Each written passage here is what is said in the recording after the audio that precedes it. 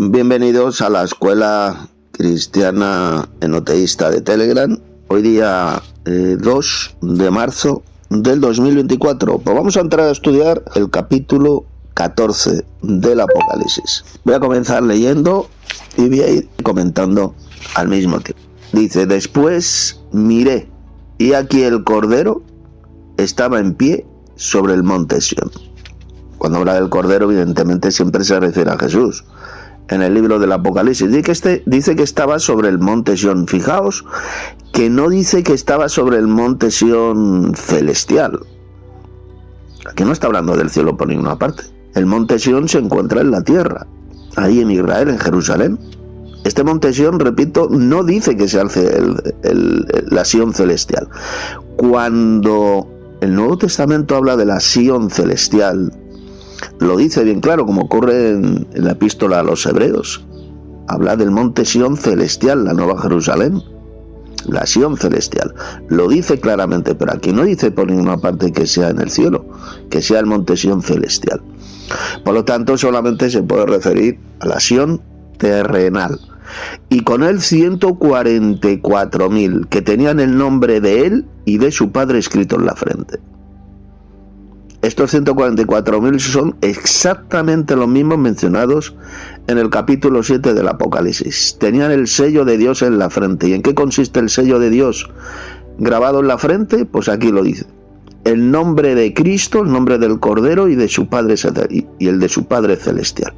Fijaos lo que dice: el nombre del Cordero y de su Padre escrito en la frente. Aquí no está hablando de dos nombres, está hablando solo de uno. El nombre de Dios y del Cordero. Tienen ambos el mismo nombre, que es Jehová, o Yahvé, o Yevé, porque todavía no lo sabemos exactamente. Es entonces cuando se sabrá, cuando sean sellados estos 144.000, pues se sabrá cuál es el verdadero nombre de Dios y del Cordero. Tienen el mismo nombre y lo van a tener grabado en la frente, de los 144.000. Y oí una voz del cielo como estruendo de muchas aguas y como sonido de un gran trueno, y la voz que oí era como de arpistas que tocaban sus arpas y cantaban un cántico nuevo delante del trono. Está hablando del trono de Dios que está en el cielo, y delante de los 4 seres vivientes y de los ancianos. Y nadie podía aprender el cántico sino aquellos 144.000 que fueron redimidos de entre los de la tierra. Fijaos que aquí no dice que los 144.000 van a ser los únicos redimidos. Cristo ha redimido con su sangre a gentes de todo linaje, pueblo, lengua y nación. Ahí lo leemos en el capítulo 5 del libro del Apocalipsis. El texto no dice que solamente haya redimido a los 144.000 sellados. Cuidado con esto. Por ejemplo, sectas falsas, como los falsos testigos de Jehová, enseñan que estos 144.000 serán los únicos miembros de la Iglesia de Cristo. Eso es mentira. Aquí no dice por una parte que solamente los 144.000 sean los redimidos. No. El Apocalipsis es bien claro: los redimidos son todos los verdaderos cristianos de toda tribu, pueblo, lengua y nación. Porque has redimido con tu sangre a gentes de toda tribu, pueblo, lengua y nación, y los has hecho reyes y sacerdotes y reinarán sobre la tierra. Apocalipsis 5, versos 9 y 10. ¿Lo veis? Eso que enseñan los falsos testigos de Jehová, que solamente este grupo de los 144.000 sellados van a ser los únicos redimidos de la tierra. Eso es una burda mentira del diablo. Aquí lo único que dice es que estos 144.000 fueron redimidos de entre la tierra. Claro, fueron redimidos, ellos formarán parte de la Iglesia de Cristo. Los que han sido redimidos de toda tribu, pueblo, lengua y nación son esa gran muchedumbre, los miembros de la Iglesia de Cristo, que van a reinar con él, van a reinar sobre la tierra. Y este grupo de los 144.000 será un grupo selecto de redimidos. Fijaos que el versículo no dice, por una parte, no dice 144.000 que son los únicos redimidos de entre la tierra. El texto no dice eso. Dice 144.000 que fueron redimidos de entre la tierra. ¿Lo veis? Esto es importantísimo. Enseñar que solamente los 144.000 serán redimidos por Cristo, por la sangre de Cristo, es una burda mentira. El Apocalipsis es bien claro. Los redimidos por Cristo serán de toda tribu, pueblo, lengua y nación. Ellos son la iglesia de Cristo. Y sigue diciendo, estos son los que no se contaminaron con mujeres. Aquí cuando dice no se contaminaron con mujeres se refiere evidentemente a mujeres rameras, a rameras. No han caído en la fornicación, no se contaminaron con mujeres, porque estar casado, tener tu esposa, eso no significa contaminarte con mujeres. Aquí cuando habla de mujeres, repito, se está refiriendo a rameras. A prostitutas, nunca se contaminaron con mujeres, pues son vírgenes. Cuando dice aquí que son vírgenes, no significa, repito, que no estén casados. Claro que pueden estar casados y son vírgenes en el sentido de que no se juntaron, no se contaminaron con mujeres. Porque si se refiriera solamente a 144.000 personas solteras, pues entonces sería absurdo decir que estar casado significa contaminarte con mujeres. De ninguna manera. Aquí está hablando de rameras. No se contaminaron con mujeres, pues son vírgenes. Estos son los que siguen al Cordero por donde quiera que va. Algo semejante a lo que ocurría con el grupo selecto de los 12 apóstoles. Siempre vivían con Jesús, siempre andaban con él. Pues igual estos 144.000 sellados serán un grupo selecto, escogido, que siempre estarán con Cristo. Le siguen al Cordero por donde quiera verán, serán seguidores de Cristo, evidentemente, porque dice que seguirán a Cristo, al Cordero, por donde quiera que va. Son un grupo selecto que siempre estarán con Jesús, ¿de acuerdo? Y que no se refiere evidentemente a la totalidad de la Iglesia de Cristo. La Iglesia de Cristo no está formada solamente por 144.000 personas, eso es estúpido. La Iglesia de Cristo está formada por todos los redimidos por la sangre de Cristo de toda tribu, pueblo, lengua y nación. Estos eran simplemente un grupo selecto, como Jesús. Jesús tenía un grupo selecto que siempre estaban con él, que eran los apóstoles, los 12 apóstoles, pero luego tenía mucho más discípulos. El Evangelio habla incluso de los 70. Había 70 discípulos de Jesús y discípulas. ¿De acuerdo? Esto no significa que la iglesia solamente esté formada por 144.000 personas. Cuidado con ese. Eso es un engaño, una mentira del diablo que enseña esta religión diabólica que se hacen pasar por los testigos de Jehová. Estos falsos testigos de Jehová dicen que solamente la iglesia está formada por estos 144.000. Eso es una estupidez, una burda mentira. Simplemente ellos serán un grupo selecto que siempre andarán con Jesús, por donde quiera que va. Dice, estos fueron redimidos de entre los hombres como primicias para Dios y para el Cordero. Fijaos, no dice que fueron los únicos redimidos de entre los hombres. Atención. Dice que fueron redimidos, claro, fueron comprados, redimidos. Eso es lo que significa redimir, significa comprar. Cristo los compró con su sangre de entre los hombres como primicias para Dios. ¿Por qué dice aquí primicias para Dios y para el Cordero? ¿Qué significa primicias? Que son el primer fruto de israelitas que creerán en Jesús. Son los primeros. Eso significa como primicias para Dios y para el Cordero. Fijaos también que se diferencia a Dios de Cristo, a Dios del Cordero. Dice para Dios, es decir, para el Padre Celestial, y para el Cordero, que es Jesús. Nunca al Cordero en el libro del Apocalipsis, fijaos bien, nunca se le llama a Dios. Siempre se diferencia bien claro a Dios del Cordero. Fijaos que habla de los dos, de Dios, que es el Padre Celestial, el Dios Supremo, y el Cordero, que es Jesús. Pues estos 144.000 israelitas de las 12 tribus de Israel sencillamente van a ser los primeros israelitas que seguirán a Jesús, que creerán en Jesús. Por eso se le llama las primicias para Dios y para el Cordero. Y en sus bocas no fue hallada mentira, refiriéndose a estos 144.000 sellados, pues son sin mancha delante del trono de Dios. Fijaos que dice que estarán delante del trono de Dios, es decir, que estarán también en el cielo. como el resto, como la gran muchedumbre, también estarán en el cielo. También estos 144.000 sellados estarán en el cielo, delante del trono de Dios. Igual que leemos en Apocalipsis capítulo 7 sobre la gran muchedumbre, que también estarán delante del trono de Dios, ahí en el cielo. Está en el cielo este trono. Pues igual ocurrirá con los 144.000, estarán allí en el cielo, delante del trono. Vi volar por en medio del cielo a otro ángel que tenía el evangelio eterno para predicarlo a los moradores de la tierra, a toda nación, tribu, lengua y pueblo. Vamos a ver en qué consiste este evangelio eterno, porque muchos creen, han sido engañados, creen que aquí cuando se habla del evangelio eterno se refiere al evangelio centrado en la muerte y resurrección de Jesús, en el arrepentimiento y en el perdón de los pecados. Será el evangelio que predicaban los apóstoles, que predicó Pedro, el que predicó Pablo, y dicen que eso es el evangelio eterno. Bueno, pues vamos a ver que eso es falso. Vamos a ver a qué evangelio eterno se está refiriendo. En esto consiste. Esto es lo que dirá este ángel que saldrá, este primer ángel, diciendo a gran voz: temed a Dios y dadle gloria. Aquí cuando habla de Dios, ya sabéis, se refiere únicamente al Padre Celestial, al Dios Supremo. No se refiere al Cordero, a Jesús. Temed a Dios y dadle gloria, porque la hora de su juicio ha llegado.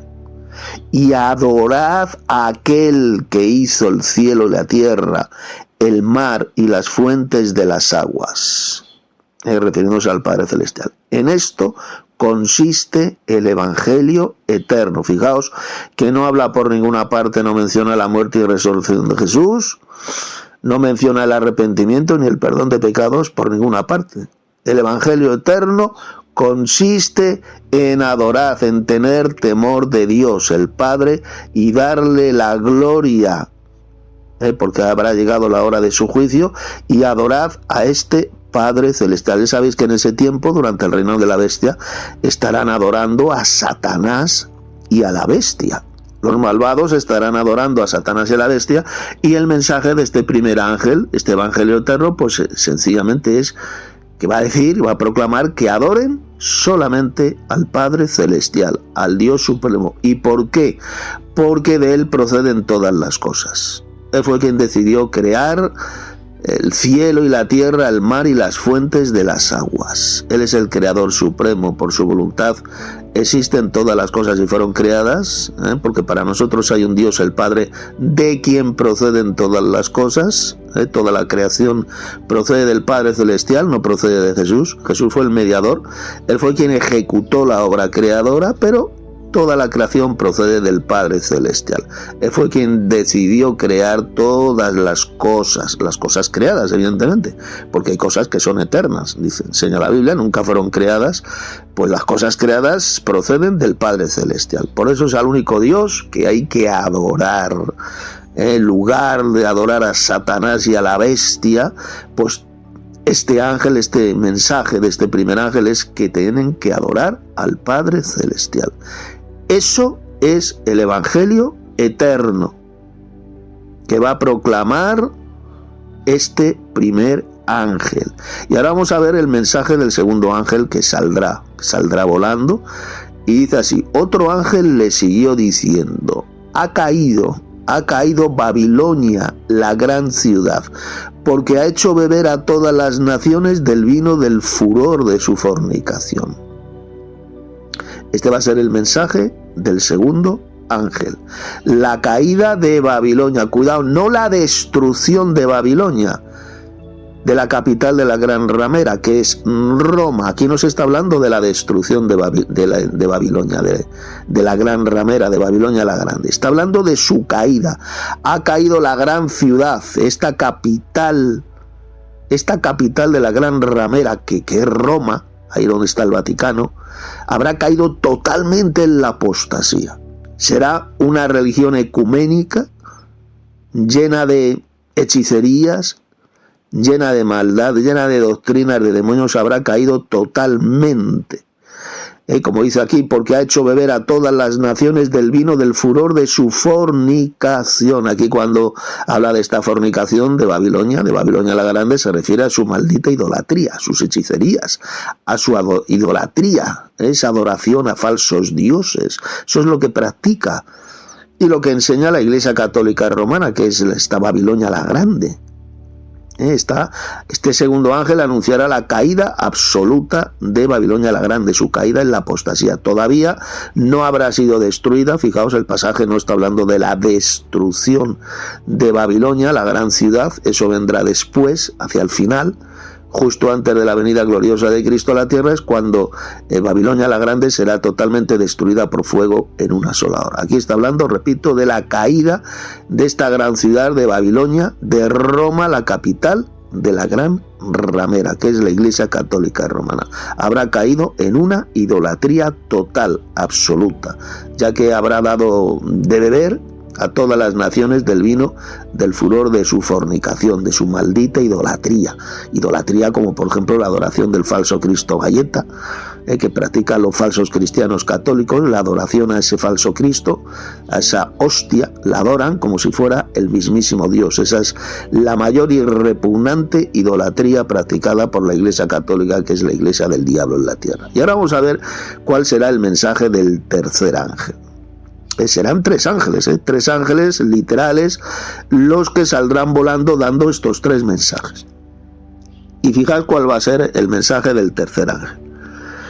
Y el tercer ángel lo siguió diciendo a gran voz: si alguno adora a la bestia, ¿lo veis? Esta profecía se va a cumplir cuando comience el reinado de la bestia y los malvados, los seguidores de la bestia, comiencen a adorar a este falso Mesías y a su imagen.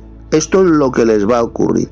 Este va a ser el tremendo mensaje de advertencia que va a dar, que va a proclamar este tercer ángel. Si alguno adora a la bestia, en lugar de adorar a Dios el Padre, ya sabéis que el primer ángel habrá proclamado el evangelio eterno de adorar solamente al Padre Celestial, al Dios Supremo, y ahora viene el mensaje de advertencia del tercer ángel, para todos aquellos que adoren al falso Mesías, a la bestia, y a su imagen, a su estatua. Pues va a decir lo siguiente: si alguno adora a la bestia y a su imagen, y recibe la marca en su frente o en su mano, ya sabéis la marca de la bestia, ya estuvimos estudiando en la anterior escuela, él también beberá del vino de la ira de Dios, que ha sido vaciado puro en el cáliz de su ira, y será atormentado con fuego y azufre delante de los santos ángeles y del Cordero.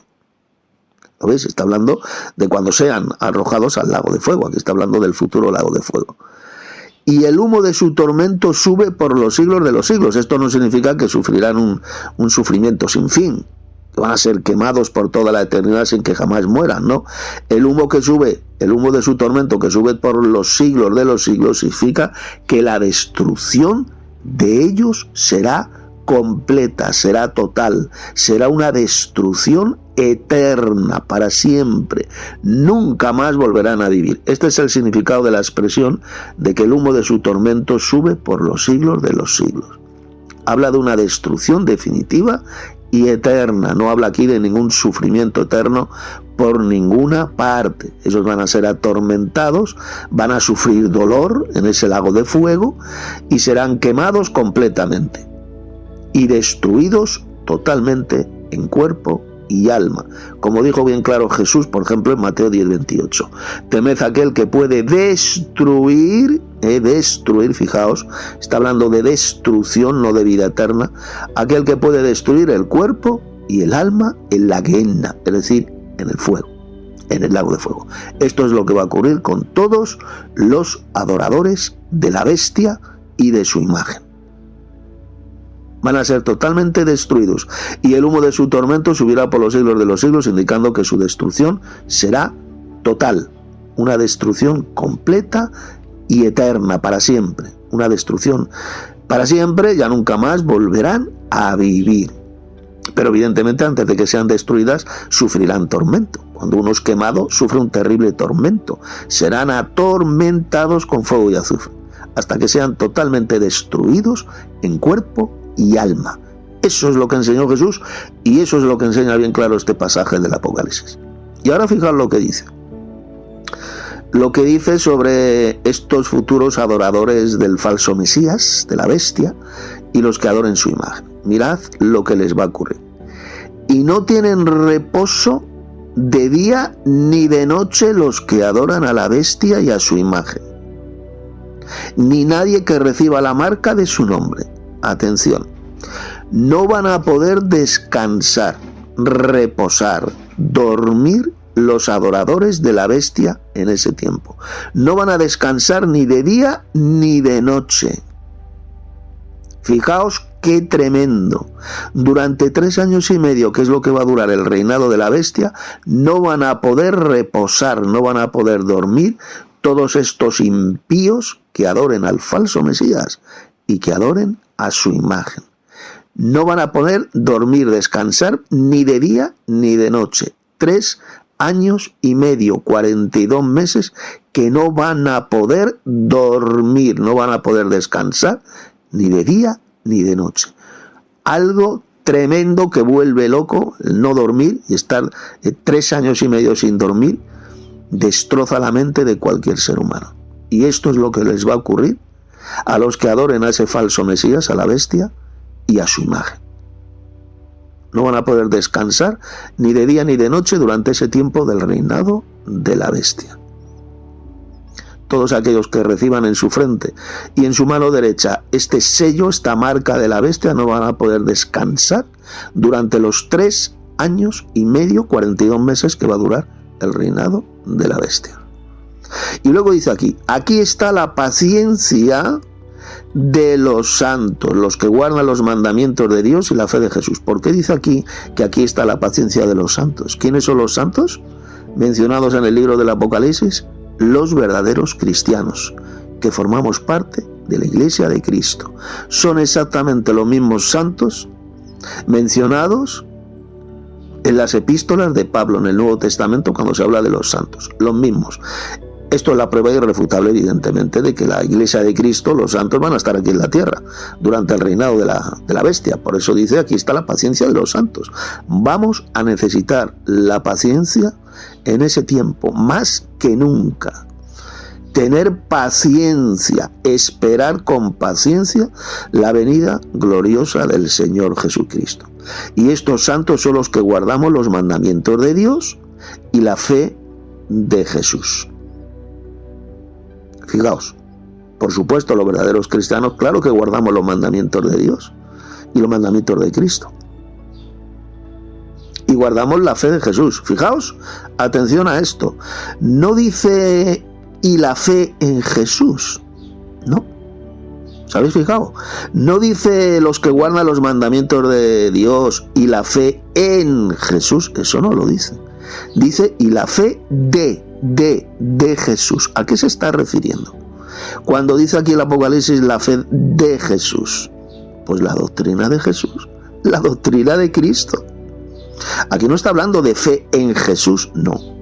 Dice la fe de Jesús, es decir, la doctrina. Sabéis que fe y doctrina es exactamente lo mismo. La fe de Jesús, la doctrina de Cristo. Los que guardamos los mandamientos de Dios y guardamos la verdadera doctrina enseñada por el Señor Jesucristo, somos los santos mencionados en el Apocalipsis. Y que durante ese tiempo del reinado de la bestia vamos a necesitar la paciencia, tener más paciencia que nunca para esperar la venida gloriosa de nuestro gran Dios y Salvador Jesucristo, como leemos en Tito 2:13. Aguardando la esperanza bienaventurada, la manifestación gloriosa de nuestro gran Dios y Salvador Jesucristo. Es su venida, su manifestación gloriosa la que estamos esperando con paciencia. Pues esto es lo que les va a ocurrir a los verdaderos cristianos que estén en la tierra en ese tiempo. Durante el reinado de la bestia, con paciencia, estarán esperando la venida gloriosa del Señor Jesús, su manifestación gloriosa. Y guardamos, por tanto, los mandamientos de Dios y la fe de Jesús, es decir, la doctrina del Señor Jesús. Eso es lo que significa en la Biblia la expresión la fe de Jesús. Y seguimos leyendo. Oí una gran voz que desde el cielo me decía, le decía al apóstol Juan, escribe. Mira lo que dice ahora. Bienaventurados de aquí en adelante los muertos que mueren en el Señor. ¿Lo veis? Aquí lo que se describe es que durante el reinado de la bestia, que va a durar 42 meses, van a existir muchísimos mártires, verdaderos cristianos, estos santos de Dios, que van a morir en el Señor, a los cuales pues la bestia los hará la guerra y los vencerá, serán decapitados y serán felices, bienaventurados los que de ese momento en adelante mueran en el Señor. Está hablando de la gran tribulación, de la gran persecución que va a sufrir la Iglesia de Cristo, los santos de la Iglesia durante ese tiempo del reinado de la bestia. Ahí lo dice. Sí, dice el Espíritu. Aquí cuando habla del Espíritu ya sabéis que se refiere a Jesús. No se refiere al Espíritu Santo, no menciona al Espíritu Santo por ninguna parte. El Espíritu se refiere a Cristo resucitado. Él es el que dio los mensajes a las 7 iglesias. Si alguno tiene oído, oiga lo que el Espíritu dice a las iglesias. Y esto quien lo dijo fue el Señor Jesucristo, el cual es Espíritu vivificante. Cristo resucitado es Espíritu vivificante, Él es un Espíritu. Evidentemente no significa que sea invisible, que no tenga cuerpo. Tiene un cuerpo celestial, pero tiene un cuerpo espiritual. Él es Espíritu vivificante. Refiriéndose a Jesús, repito, no se refiere de ninguna manera al Espíritu Santo. El Espíritu Santo ni siquiera es mencionado jamás en ni un solo versículo del libro del Apocalipsis, ni una sola vez. Que el Apocalipsis, cuando habla del Espíritu, lo que el Espíritu dice a las iglesias, siempre se refiere al Señor Jesucristo resucitado. Sí, dice el Espíritu, descansarán de sus trabajos, porque sus obras con ellos siguen. ¿Lo veis? Estos santos bienaventurados, que sean muertos, que sean decapitados durante el reinado de la bestia, descansarán de sus trabajos y sus obras les seguirán. Tendrán una tremenda recompensa estos mártires cristianos de la Iglesia de Cristo que sean ejecutados durante ese periodo del reinado de la bestia y que, como sabéis, va a durar 42 meses, 3 años y medio. Y sigue diciendo, mire, y aquí una nube blanca, y sobre la nube uno sentado semejante al Hijo del Hombre. Esto está mal traducido aquí en la Reina Valera, dice el texto griego, el que dice uno sentado semejante a un hombre. Evidentemente se refiere a Jesús, a quien vio aquí. Es el mismo Cristo mencionado en Apocalipsis capítulo 1, que era semejante a un hombre. Se refiere a Cristo. Lo que pasa es que aquí la Reina Valera del 60 ha sido mal traducido. Esto de semejante al Hijo del Hombre, eso es una estupidez. Porque aquel que estaba sentado en esa nube era el propio Cristo, el Hijo del Hombre. La traducción correcta es semejante a un hombre, refiriéndose a Jesús. A Jesús, se refiere a Jesús. Que tenía en la cabeza una corona de oro y en la mano una hoz aguda. Y del templo salió otro ángel clamando a gran voz al que estaba sentado sobre la nube, y le dijo, mete tu hoz y siega, porque la hora de segar ha llegado, pues la mies de la tierra está madura. Habrá llegado el tiempo de la siega, es decir, cuando habla aquí de la siega se refiere a la aniquilación, a la destrucción de todos los malvados de la tierra, de todos los adoradores de la bestia y de su imagen. Habrá llegado el tiempo de su destrucción. Pues la mies de la tierra está madura. Y el que estaba sentado sobre la nube, refiriéndose a Cristo, evidentemente aquí no está hablando de ningún ángel, está hablando de Cristo, que es semejante a un hombre. Y el que estaba sentado sobre la nube metió su hoz en la tierra. Evidentemente esto es una figura simbólica, es una ilustración simbólica, no es literal. No significa que literalmente Cristo cogerá una hoz y se pondrá a segar la hierba, la mies, no. Es una figura simbólica, que está repleto el Apocalipsis de figuras simbólicas. Y el que estaba sentado sobre la nube metió su hoz en la tierra, y la tierra fue segada. Salió otro ángel del templo que está en el cielo, teniendo también una hoz aguda. Fijaos, ahora aquí sí está hablando de un ángel que está en el cielo, y que también tenía una hoz aguda. El primero se refiere a Cristo y aquí el segundo ahora está hablando de un ángel que también tenía una hoz aguda. Y salió del altar otro ángel que tenía poder sobre el fuego y llamó a gran voz al que tenía la hoz aguda, diciendo: mete tu hoz aguda y vendimia los racimos de la tierra. Fijaos, todo esto, repito, es una figura simbólica, es una ilustración simbólica, no es literal. Mete tu hoz aguda y vendimia los racimos de la tierra, porque sus uvas están maduras. Y el ángel arrojó su hoz en la tierra, y vendimió la viña de la tierra, y echó las uvas en el lagar de la ira de Dios, y fue pisado el lagar fuera de la ciudad. Aquí cuando dice fuera de la ciudad, se refiere fuera de la ciudad de Jerusalén, aquí en la tierra. Y del lagar salió sangre hasta los frenos de los caballos. Los frenos de los caballos se refiere hasta la boca de los caballos, una altura de aproximadamente 1,70 m aproximadamente. Eso es hasta los frenos de los caballos.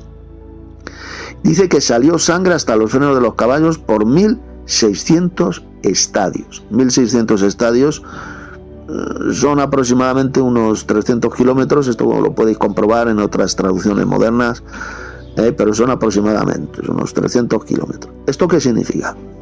Pues mirad, significa que cuando todos estos malvados, todos estos ejércitos de la bestia se reúnan ahí fuera de Jerusalén, porque van a intentar destruir Jerusalén, van a intentar impedir los ejércitos de la bestia la venida gloriosa de Cristo a la tierra. Por dice que Cristo, y esto se describe después en el libro del Apocalipsis, en el capítulo 19, Cristo los va a destruir, los va a aniquilar a todos estos ejércitos que van a utilizar caballos literales. Caballos literales en esta batalla del gran día del Dios Todopoderoso. Existirá caballería. Caballos van a utilizar.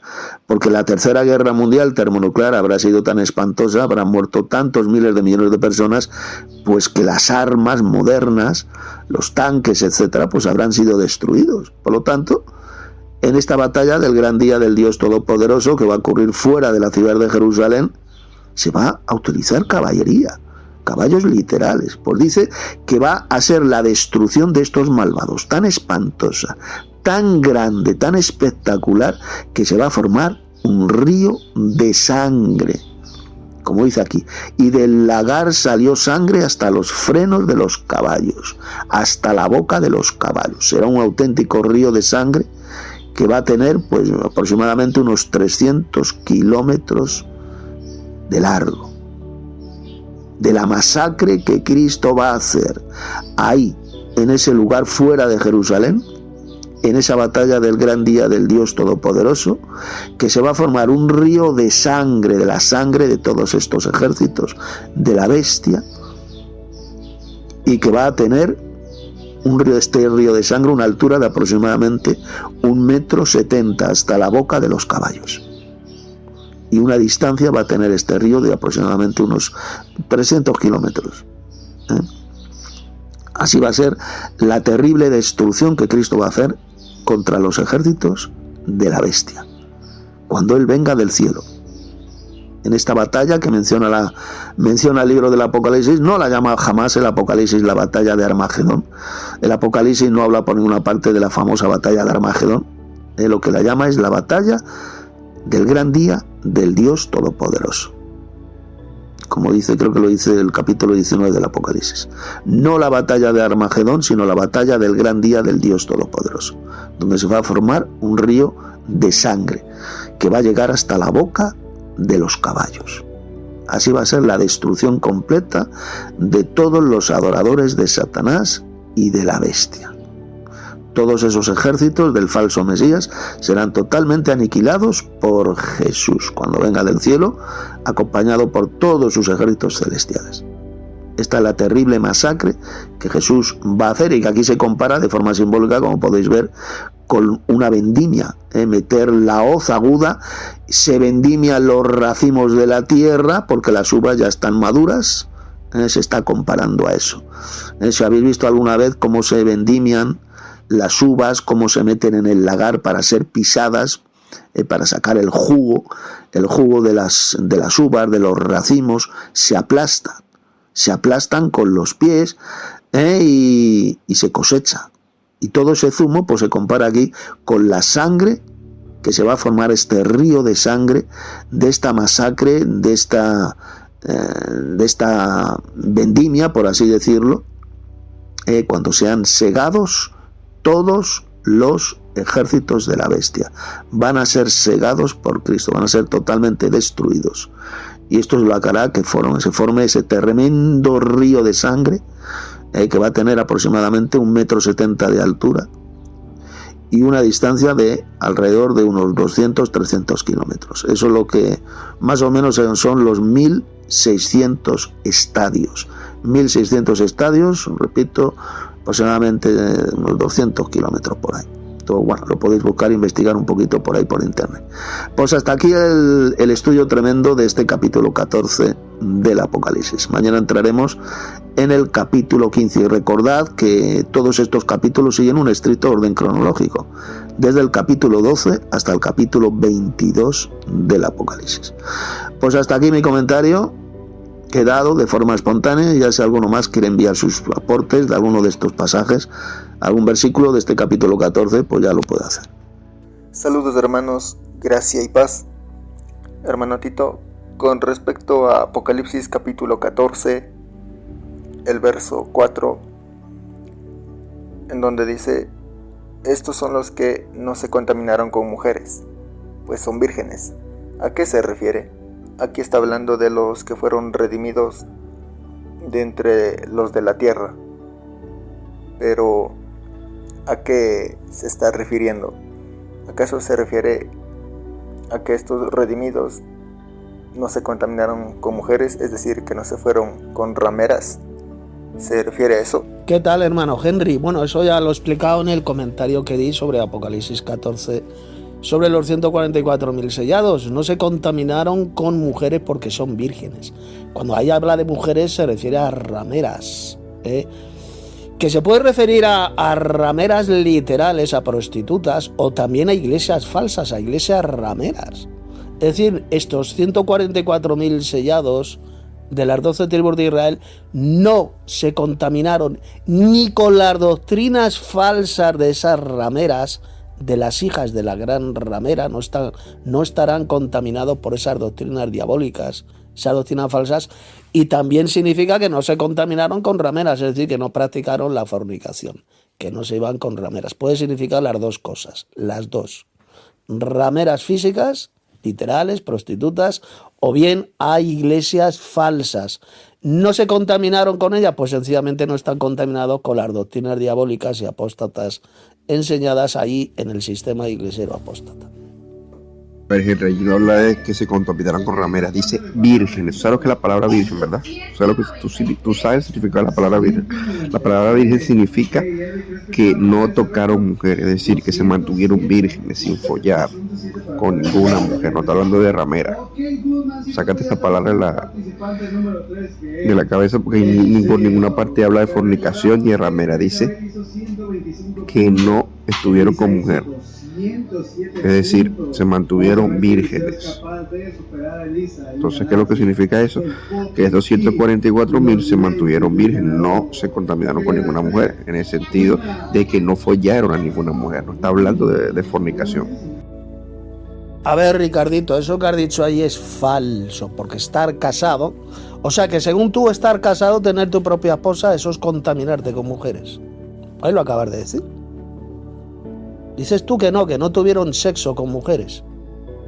¿Eso es lo que significa? Pues no. O sea, que lo que estás diciendo entonces es que si estás casado con tu esposa, entonces estás contaminado con una mujer. Porque vean la tontería que has dicho. Cuando dice ahí que no se contaminaron con mujeres, pues son vírgenes, ya lo he explicado. Se refiere que no se han contaminado con mujeres rameras, con rameras. Y también se puede referir a iglesias que no están contaminados por las doctrinas diabólicas y falsas de esas iglesias, que son las rameras, o sea, las hijas de la gran ramera. Eso es lo que significa. No significa que sean eunucos, que sean solteros de ninguna manera. Estar casado con tu esposa, no sé, eso no significa estar contaminado con mujeres. Son vírgenes. ¿En qué sentido son vírgenes? ¿En qué? ¿Acaso es que no dijo el apóstol Pablo, os he desposado como una virgen pura a Cristo? ¿Se lo dijo a los hermanos de la iglesia de Corinto? Los llamó vírgenes a esos cristianos. Te lo repito, los llamó vírgenes. ¿Qué pasa? ¿Que es que no habían tenido relaciones sexuales con sus esposas esos cristianos de la iglesia de Corinto, esos hermanos? Como una virgen pura os he desposado a Cristo. Eran vírgenes esos hermanos. Ese es el mismo significado que aparece en el Apocalipsis cuando se dice que esos 144.000 sellados, que por supuesto serán todos varones, pues serán vírgenes, serán vírgenes. Así de sencillo. Vírgenes en el sentido espiritual, que no se han contaminado con rameras, con prostitutas, ni tampoco se han contaminado con doctrinas diabólicas, con doctrinas falsas, enseñadas por iglesias rameras. Pero eso que tú has dicho no, se refiere a que no han tenido jamás relaciones sexuales, son vírgenes. Eso es una imbecilidad que tú has dicho, Ricardito, una falsedad total, porque repito, el apóstol Pablo también le llamó vírgenes a los hermanos de la iglesia de Corinto. Saludos hermanos, buenos días. Voy a dar mi aporte a Apocalipsis capítulo 14. Es el siguiente, versículo 7. El ángel dijo, temed al Padre Celestial, que es el Dios Supremo. Resulta que muchos falsos pastores, falsos maestros también, por ahí, argumentan que hay que tenerle miedo al Padre Celestial.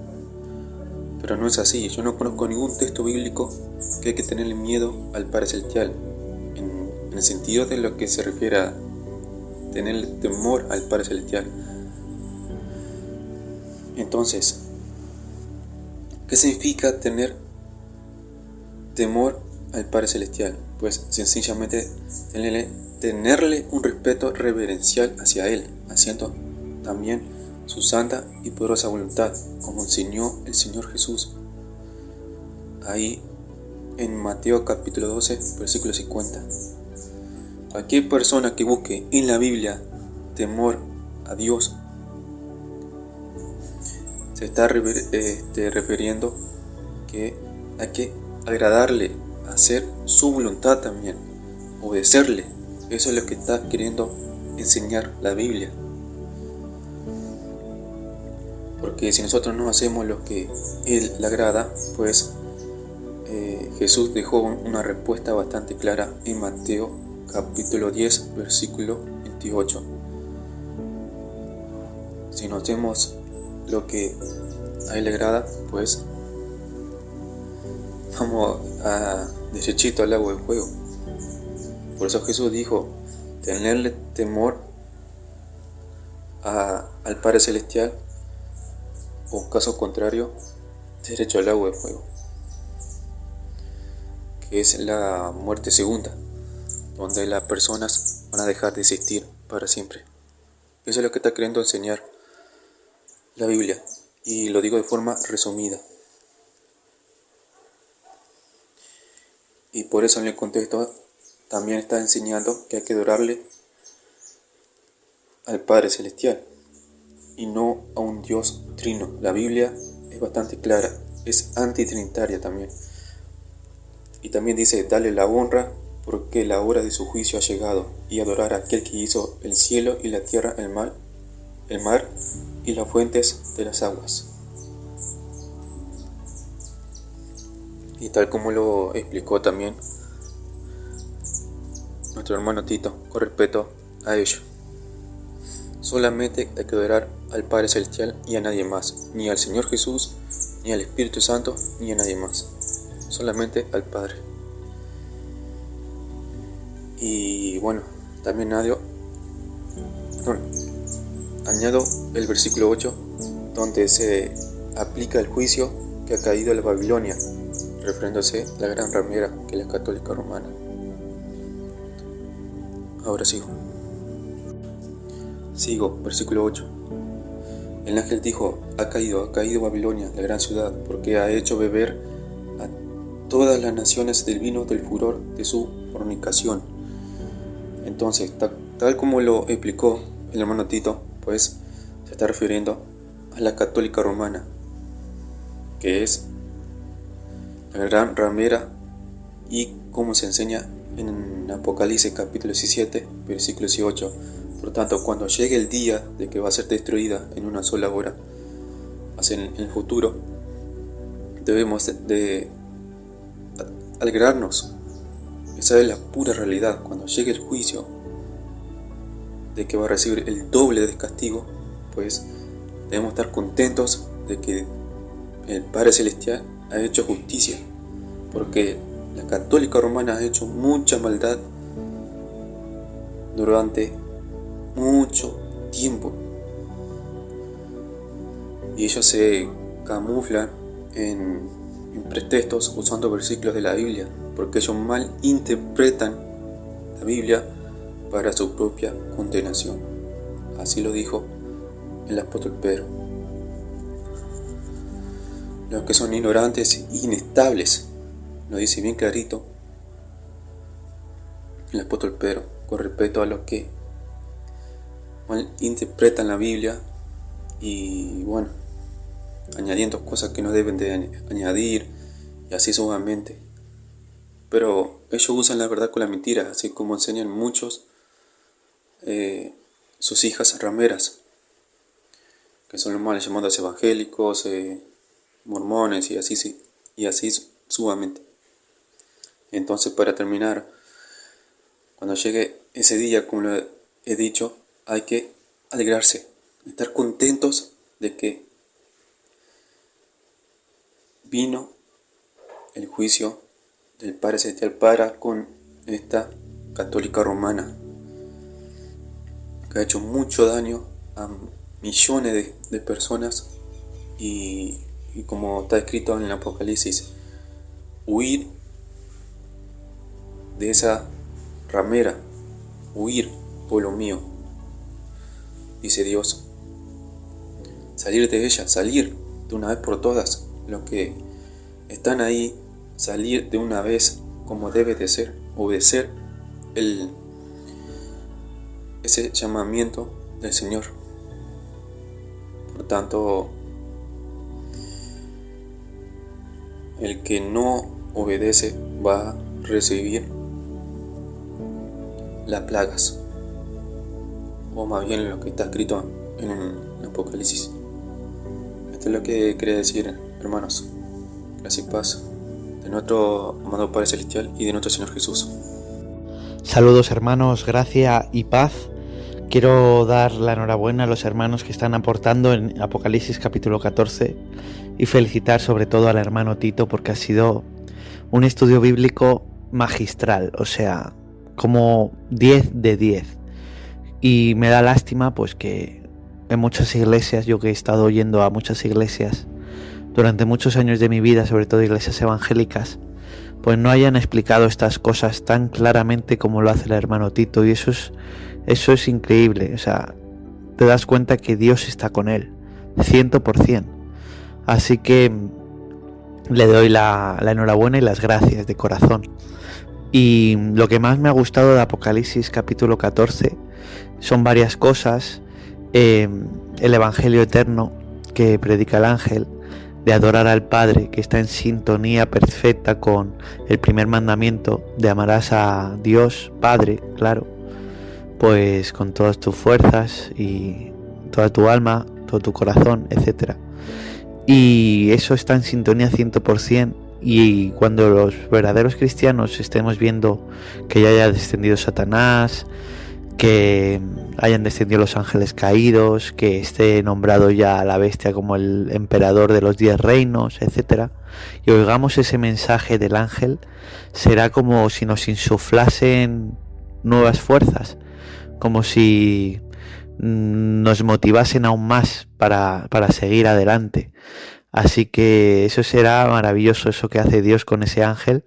Por supuesto es una advertencia a los no cristianos para que no lo hagan, pero sabemos que la mayoría lo va a hacer, se va a poner la marca y le va a adorar a la bestia, pero para nosotros será algo maravilloso y también Dios lo hace por nosotros y para nosotros, y ahí vemos también su amor por nosotros, y eso es algo muy hermoso, hermanos.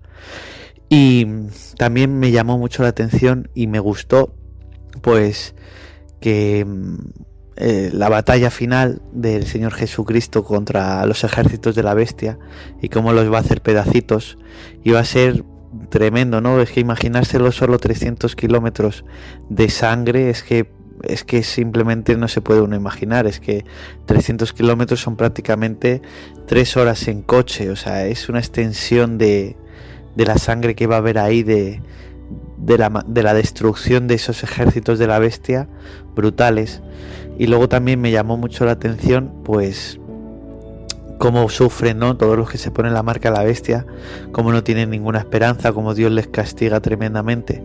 Y ahora estamos viendo hoy en día pues cómo están poco a poco programando a las personas para que usen sus cuerpos para viajar o pagar, etcétera, ¿no? Entonces les están educando poco a poco. Estamos viendo pues no es el reino de la bestia, pero se están asentando las bases, y como muchas personas no les importa nada y no quieren saber nada de Dios y están cayendo en esas pequeñas trampas, y la moraleja final es que caerán en la trampa final.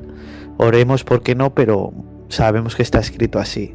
Entonces, hermanos, simplemente, como siempre digo, y como dice el hermano Tito, estar fuertes y firmes, saber la doctrina, la fe de Jesús, como dice el hermano Tito, saber el verdadero evangelio, agarrarse a él, tener paciencia cuando empiezan a ocurrir todas esas cosas, y ahora las que están ocurriendo pues igual paciencia, y nos espera la vida eterna, hermanos. Así que fuertes y firmes y con paciencia.